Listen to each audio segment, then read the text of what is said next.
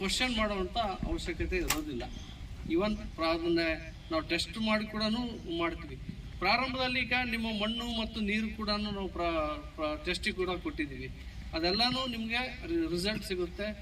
ಉತ್ತೇಜನ ನೀಡೋಕ್ಕೆ ಅಂದರೆ ಸಾವಯವ ಬರೀ ನಿಮಗೆ ಜ್ಞಾನ ಕೊಟ್ಟರೆ ಸಾಲದು ಅಂತ ಹೇಳಿ ಮಾರ್ಕೆಟಿಂಗ್ವರೆಗೂ ನಾವು ತೊಗೊಂಡು ಹೋಗ್ತಾ ಇದ್ದೀವಿ ಈ ಒಂದು ಕಾರ್ಯಕ್ರಮನ.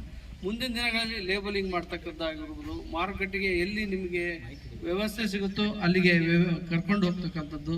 ಈಗ ನಾವು ಈ ಹಿಂದೆನೇ ಆ್ಯಕ್ಚುಲಿ ತರಬೇತಿ ಆಗೋದಕ್ಕಿಂತ ಮುಂಚೆ ನಾವೊಂದು ಕ್ಷೇತ್ರ ಭೇಟಿ ಹೋಗೋಣ ಅಂತ ಅಂದರೆ ಅಧ್ಯಯನ ಪ್ರವಾಸ, ಎಲ್ಲಿ ಪ್ರಗತಿಪರ ಸಾವಯವ ಕೃಷಿಕರಿದ್ದಾರೋ ಅಲ್ಲಿಗೆ, ಅಥವಾ ಈಗ ನಮಗೆ ಗೊತ್ತಿರಂಗೆ ಇಲ್ಲಿ ಕನ್ನೇರಿ ಮಠ ಅಂತ ನಿಮಗೆಲ್ಲ ಗೊತ್ತಿದೆ. ಆ ಕನ್ನೇರಿ ಮಠಕ್ಕೆ ನಿಮ್ಮನ್ನೆಲ್ಲ ಕರ್ಕೊಂಡು ಹೋಗಿ ಅಲ್ಲಿ ತೋರಿಸ್ಕೊಂಡು ಅಲ್ಲಿರ್ತಕ್ಕಂಥ ಯಾವ ರೀತಿ ಚಟುವಟಿಕೆಗಳನ್ನು ಹಮ್ಮಿಕೊಂಡಿದ್ದಾರೆ, ಸಾವಯವಗೆ ಯಾವ ರೀತಿ ಪರಿವರ್ತನೆ ಮಾಡಿಕೊಂಡ್ರೆ ಅನುಕೂಲ ಆಗುತ್ತೆ ಅನ್ನೋದ್ರ ಬಗ್ಗೆ ತಮಗೆಲ್ಲ ಮನವರಿಕೆ ಮಾಡೋಕ್ಕೆ ಈ ಒಂದು ಕಾರ್ಯಕ್ರಮದಲ್ಲಿ ಅವಕಾಶ ಇದೆ.